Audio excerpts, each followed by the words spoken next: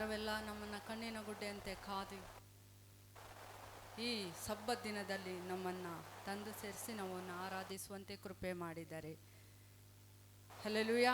ದೇವರಿಗೆ ಎಷ್ಟು ಕೋಟಿ ಸ್ತುತಿ ಸ್ತೋತ್ರಗಳನ್ನು ಸಲ್ಲಿಸಿದ್ರೂ ಸಾಲದು. ದೇವರು ಒಂದು ಕಾರ್ಯವನ್ನು ನನಗೆ ತಿಳಿಸಿದರು. ಹೆಚ್ಚು ಕಡಿಮೆ 1 ತಿಂಗಳಾಯಿತು. ಅದು ನಾವು ಚೈನ್ ಪ್ರೇಯರಲ್ಲಿ ಪ್ರೇಯರ್ ಮಾಡ್ತಾಯಿದ್ವಿ. ರಾತ್ರಿ ಪ್ರೇಯರ್ ಮಾಡ್ತಾ ಇರಬೇಕಾದ್ರೆ ಪ್ರೇಯರ್ ಮಾಡಿ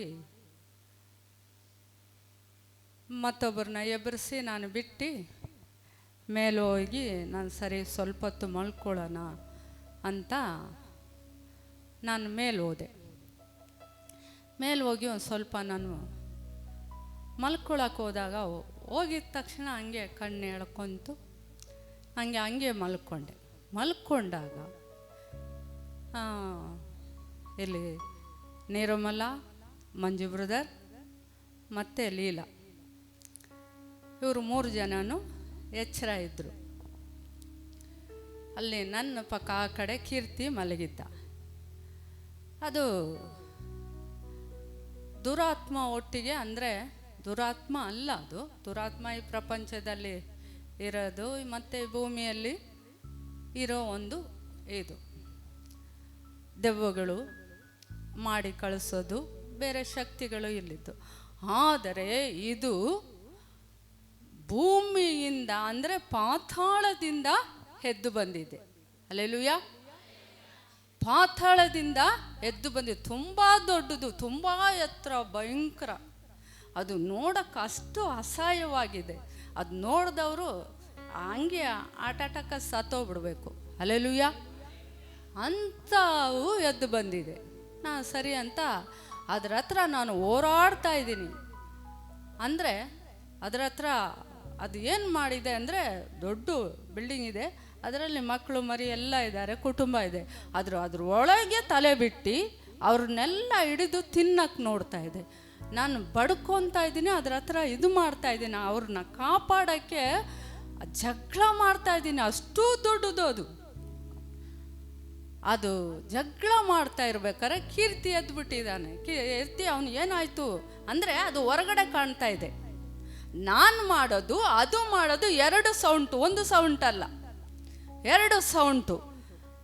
ಆ ಕೀರ್ತಿ ಎದ್ದು ಕೂತ್ಕೊಂಡು ಏನಾಯಿತು ಏನಂತ ಅವನು ನೋಡ್ತಾ ಇದ್ದಾನೆ. ನಿರ್ಮಲ ಎದ್ದು ಎಲ್ಲ ನೋಡ್ತಾ ಇದೆ. ಮಂಜು ಬ್ರದರು ಕೇಳಿಸ್ತು ಏನೋ ಗೊತ್ತಿಲ್ಲ. ಮಂಜು ಬ್ರದರು ನಿರ್ಮಲನೇ ಏನಾಯಿತು ಅಂತ ಇವ್ರು ನೋಡ್ತಾ ಇದ್ದಾರೆ. ನಿರ್ಮಲ ಹೊರಗಡೆ ಹೋಗಿ ಎಲ್ಲ ನೋಡ್ತಾ ಇದೆ. ಏನಾಯಿತು ಯಾರಾದರೂ ಒಳಗೆ ಬಂದುಬಿಟ್ರಾ, ಜಗಳ ಮಾಡ್ತಾ ಇದ್ದಾರಾ, ಒಳಗೆ ಎಲ್ಲ ಬಂದುಬಿಟ್ರ, ಅಷ್ಟು ಜಗಳ ನಡೀತಾ ಇದೆ. ಹಲ್ಲೆಲೂಯಾ. ಅಷ್ಟು ಜಗಳ ನಡೀತೆ. ಈ 2 ಶಬ್ದನೂ ಇವ್ರಿಗೆ ಕೇಳಿಸ್ತಾ ಇದೆ. ಮಂಜು ಬ್ರದರ್ ಕೇಳಿಸ್ತಾ ಏನೋ ಗೊತ್ತಿಲ್ಲ. ಹಂಗೆ ನಿನಗೆ ಕೇಳಿಸ್ತಾ? ನಿರ್ಮಲನಿಗೆ ಕೇಳಿಸ್ತು. ಕೇಳಿನೇ ನಿರ್ಮಲ ಹೊರಗಡೆ. ಕೀರ್ತಿ ಎದ್ದು ನಿಂತು ಕೂತ್ಕೊಂಡು ನೋಡ್ತಾ ಇದ್ದೀನಿ, ಏನು ಮಾಡೋಣ ಎಬ್ರಸೋಣ, ಏನು ಮಾಡೋಣ ನಾನು. ಆಮೇಲೆ ಮಾರನೇ ದಿನ ನನಗೆ ಅದು ಗೊತ್ತಾಗಿಲ್ಲ. ನಾನು ದರ್ಶನ ನೋಡೋದು ಮತ್ತು ನನ್ನ ಆತ್ಮ ಹೊರಗಡೆ ಹೋಗುತ್ತೆ. ಹಲ್ಲೆಲೂಯಾ. ನನ್ನ ಆತ್ಮ ಮಲಗಿರುವಾಗ ಹೊರಗಡೆ ಹೋಗುತ್ತೆ. ಎಲ್ಲೆಲ್ಲಿ ಕಷ್ಟ ಇದೆಯೋ, ಸಂಕಟ ಇದೆಯೋ, ವೇದನೆ ಇದೆಯೋ, ಅದು ಹೋಗಿ ಅದು ತಿರುಗಿಕೊಂಡು ಬರುತ್ತೆ. ಅದು ನಾನು ತಿಳ್ಕೊಂಡೆ, ನನ್ನ ಆತ್ಮ ಎಲ್ಲೋ ಹೊರಗಡೆ ಹೋಗಿ ಅದು ಯುದ್ಧ ಮಾಡಿ ಬಂದಿದೆ, ಜಗಳ ಮಾಡಿ ಬಂದಿದೆ ಅಂತ ನಾನು ತಿಳ್ಕೊಂಡೆ. ಸುಮ್ಮನೆ ಅದೇ ಬೆಳಗ್ಗೆ ಶುಕ್ರವಾರ ಬೆಳಗ್ಗೆ ಪ್ರೇಯರ್ ಮುಗಿಸೋಕ್ಕೆ ಬಂದೆ. ಪ್ರೇಯರ್ ಮುಗಿಸ್ದಾಗ ನಿರ್ಮಲ ಕೇಳ್ತೆ, ಯಾಕಮ್ಮ ಅಷ್ಟು ಜೋರಾಗಿ ನೀವು ಸೌಂಡ್ ಮಾಡಿದ್ರಿ, ಏನಾಯಿತು, ಎಂಥದ್ದಾಯಿತು ಅಂತ. ಹೌದಾ, ಇಲ್ಲ ನಾನು ದುರಾತ್ಮ ಒಟ್ಟಿಗೆ ನಾನು ಜಗಳ ಮಾಡ್ತಾಯಿದ್ದೆ, ಬಹುಶಃ ಅದು ಇರಬೇಕು. ಆಮೇಲೆ ಕೀರ್ತಿಗೆ ನಾನು ಸ್ವಲ್ಪ ಕ್ಯಾಮ್ರಾ ನೋಡೋಕೆ ಹೇಳಿದೆ. ಅವ್ನು ನೋಡ್ದೆ, ಅಮ್ಮ ನಾನು ಎದ್ದು ಕೂತ್ಕೊಂಡಿದ್ದೆ, ನಿಮ್ಮನ್ನು ಎಬ್ರಿಸೋಣ ಅಂತ ಇದ್ದೆ, ಆದರೆ ನಾನು ಎಬ್ರಿಸಿಲ್ಲ. ನಾನು ಅಂದೆ, ಯಾವ ಕಾರಣಕ್ಕೂ ನಾನು ಇದ್ದಾಗ ಏನಾರಾದರೂ ಎಬ್ಬರಿಸ್ಬೇಡ್ರಿ, ನಮ್ಮ ಮನೆಯಲ್ಲೂ ಯಾರೂ ನನಗೆ ಮಲಗಿರ್ಬೇಕಾದ್ರೆ ಎಬ್ಬರಿಸಲ್ಲ. ಯಾಕಂದರೆ ನಾನು ದರ್ಶನ ನೋಡ್ತಾ ಇರ್ತೀನಿ, ದೇವ್ರೊಟ್ಟಿಗೆ ಮಾತನಾಡ್ತಾ ಇರ್ತೀನಿ. ಅದಕ್ಕೆ ಮಕ್ಕಳಾಗಲಿ ನಮ್ಮ ಯಜಮಾನರಾಗಲಿ ಯಾರೂ ನನ್ನ ಹತ್ರ ಬರಲ್ಲ, ಎಬ್ಬರಿಸಲ್ಲ.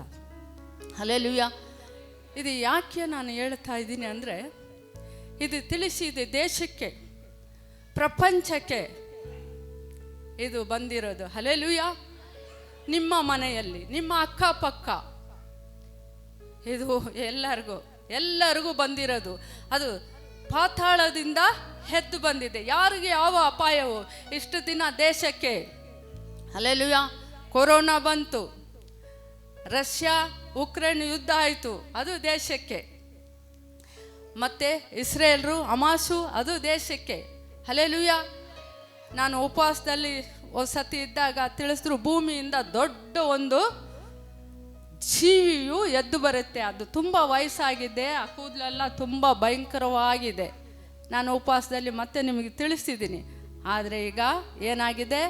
ಇಸ್ರೇಲ್, ಹಮಾಸ್ ಮತ್ತು ಇರಾನ್, ಅಮೆರಿಕ, ಇಷ್ಟು ಯುದ್ಧ ನಡಿ ಇಡೀ ಪ್ರಪಂಚನೇ ಗಡ ಗಡ ಗಡ ನಡಕ್ತಾ ಇದೆ. ಹಲ್ಲೆಲೂಯಾ. ಎರಡನೇ ಯುದ್ಧ ಆಗುತ್ತೋ, ಮತ್ತು ಪೆಟ್ರೋಲು ಡೀಸೆಲು ನಮ್ಮ ಊಟದಲ್ಲ ಏನಾಗಿದೆ? ಇಡೀ ಪ್ರಪಂಚಕ್ಕೆ ಅಪಾಯ ಬಂದು ಕೂತ್ಕೊಂಡಿದೆ. ಈಗ ಈ ಜೀವಿ ಎದ್ದಿದೆ. ಅದು ಎಷ್ಟು ಭಯಂಕರವಾಗಿ ಅಂದರೆ ಈಗ ಜನರನ್ನ ತಿಂತಾ ಇದೆ. ಅದು ಮೇಲೆ ಕಾರ್ಯ ಮಾಡ್ತಾ ಇಲ್ಲ, ಜನರನ್ನ ಒಬ್ಬೊಬ್ಬರನ್ನ ಅಂದರೆ ಮನೆ ಒಳಗೆ ನುಗ್ಗಿದೆ, ಹೊರಗಡೆ ಅಲ್ಲ. ಹಲ್ಲೆಲೂಯಾ. ನಿಮ್ಮ ಮನೆಗಳಲ್ಲಿ, ನಮ್ಮ ದೇಶದ ಮನೆಗಳಲ್ಲಿ, ಹಲ್ಲೆಲೂಯಾ, ಮತ್ತೆ ಇಡೀ ಪ್ರಪಂಚದಲ್ಲೇ ಅದು ಕಾರ್ಯ ಮಾಡುತ್ತೆ. ಇದು ಸಾಧಾರಣ ವಿಷಯವಲ್ಲ. ಇಡೀ 1 ತಿಂಗಳಾಯಿತು ನಾನು ನೆಟ್ಟಿಗೆ ಮಲಗಿ. ಹಲ್ಲೆಲೂಯಾ. ಎದ್ದು ನಾನು ಕುತ್ಕೊಂಡು ತಕ್ಷಣ ಗೈಕಾಲೆಲ್ಲ ಗಡ ಗಡ ಗಡ ಗಡ ನಡುಗ್ತೈತೆ. ಯಾರಿಗೆ ಅಪ್ಪ ಎಷ್ಟು ಅಪಾಯ ಆಗುತ್ತೋ, ಮಕ್ಕಳು ಮರಿ ದೊಡ್ಡವರು ಏನಾಗ್ತಾರೋ ದೇವರೇ, ಅದು ತಡೆಯೋಕ್ಕೆ ಅಸಾಧ್ಯ. ಅದು ಹಾಗಲ್ಲ. ಎಲ್ಲ ವಿಶ್ವಾಸಿಗಳು, ಸೇವಕರು ಎಲ್ಲ ದೇವರ ಸಮ್ಮುಖದಲ್ಲಿ ಎದ್ದು ಏನಾರ ಪ್ರಾರ್ಥನೆ ಮಾಡಿದರೆ ಸ್ವಲ್ಪ ತೀವ್ರತೆ ಏನಾರ ಕಡಿಮೆ ಆಗ್ಬೋದು ಬಹುಶಃ. ಹಲ್ಲೆಲೂಯಾ. ಇದು ದೊಡ್ಡ ಕಾರ್ಯವಾಗಿದೆ. ನಾನು ನಿದ್ದೆ ಮಾಡಿ ಎದ್ದಿದ ತಕ್ಷಣ ಅದೇ ನನ್ನ ಕಣ್ಣು ಮುಂದೆ ಬರುತ್ತೆ, ಎದ್ದಿದ ತಕ್ಷಣ ಅದೇ ನನ್ನ ಕಂದ ಮುಂದೆ ಬರುತ್ತೆ. ಹಗಲು ರಾತ್ರಿ ನನ್ನ ಕಣ್ಣು ಮುಂದೆ ಬರುತ್ತೆ. ನನ್ನ ದೇಶಕ್ಕೆ ಏನಾಗುತ್ತೋ, ನನ್ನ ದೇಶದ ಮಕ್ಕಳಿಗೆ ಏನಾಗುತ್ತೋ, ಒಂದೊಂದು ಕುಟುಂಬ ಏನಾಗುತ್ತೋ ಗೊತ್ತಿಲ್ವಲ್ಲ ದೇವರೇ ಅಂತ ರಾತ್ರಿ ಹಗಲು ನನಗೆ ಅಷ್ಟು ಕಷ್ಟ ಉಂಟಾಗಿದೆ. ಅದಕ್ಕೆ ನಾನು 1 ತಿಂಗಳಿಂದ ಸುಮ್ಮನೆ ಇದ್ದೆ. ಆದರೂ ನನ್ನ ಕರ್ತವ್ಯ ತಿಳಿಸಬೇಕು, ದೇಶಕ್ಕೆ ತಿಳಿಸಬೇಕು, ಎಲ್ಲ ವಿಶ್ವಾಸಿಗಳಿಗೆ ತಿಳಿಸಬೇಕು, ಎಲ್ಲ ಸೇವಕರಿಗೆ ಇದು ನಾನು ತಿಳಿಸಬೇಕು. ಅದಕ್ಕೆ ಇವತ್ತು ನಾನು ಇದು ನಿಮ್ಮ ಮಧ್ಯದಲ್ಲಿ ನಾನು ತಿಳಿಸಲು ಇಷ್ಟಪಟ್ಟೆ. ಹಲ್ಲೆಲೂಯಾ. ಎಲ್ಲ ಘನಮಾನ ಕರ್ತನಿಗೆ ಉಂಟಾಗಲಿ. ನಮ್ಮನ್ನು ಈ ಸಂಕಟ ಕಷ್ಟದಿಂದ ದೇವರೇ ನಮ್ಮನ್ನು ರಕ್ಷಿಸಿ ಕಾಪಾಡಲಿ. ಹಲ್ಲೆಲೂಯಾ. ಯಾವ್ದಾರ ರೋಗ ಬರ್ಬೋದು, ಹಾರ್ಟ್ ಅಟ್ಯಾಕ್ ಬರ್ಬೋದು, ಏನಾರ ಆಗ್ಬೋದು ಆ ಸಮಯಕ್ಕೆ, ಅದು ಆ ಕ್ಷಣದಲ್ಲಿ. ಇದು ಅವಾಗಲೇ ನಡೆಯೋ ಕಾರ್ಯ, ಲೇಟಲ್ಲ ಇಲ್ಲ. ಹಲ್ಲೆಲೂಯಾ. ಅದರ ಹತ್ರ ತಪ್ಪಿಸ್ಕೊಳ್ಳೋದು ತುಂಬ ಕಷ್ಟ. ಆದರೆ ಯೇಸು ಕ್ರಿಸ್ತನಿಂದ ಮಾತ್ರ ನಮ್ಮನ್ನು ತಪ್ಪಿಸಲು ಸಾಧ್ಯ. ಹಲ್ಲೆಲೂಯಾ. ಜ್ಞಾಪಕ ಇರಲಿ, ನಿದ್ದೆ ಮಾಡೋದು ಇಂದ ಎಚ್ಚರವಾಗಿರಿ. ನಮ್ಮ ದೇಶಕ್ಕೂ, ನಮ್ಮ ಕುಟುಂಬಕ್ಕೂ, ನಮ್ಮ ಮಕ್ಕಳಿಗೂ, ನಮ್ಮ ಬಂಧು ಬಳಗಕ್ಕೂ, ನಮ್ಮ ಅಕ್ಕಪಕ್ಕ ಇರೋ ಜನಕ್ಕೂ ಏನಾಗಿದೆ? ಅಪಾಯ ಕಾದಿದೆ. ಹಲ್ಲೆಲೂಯಾ. ಎಚ್ಚರವಾಗಿರಿ. ಪೌಲೆ ಗೋಡೆಯಲ್ಲಿ ನಿಂತು ಪ್ರಾರ್ಥಿಸಿರಿ. ಆಮೇನ್.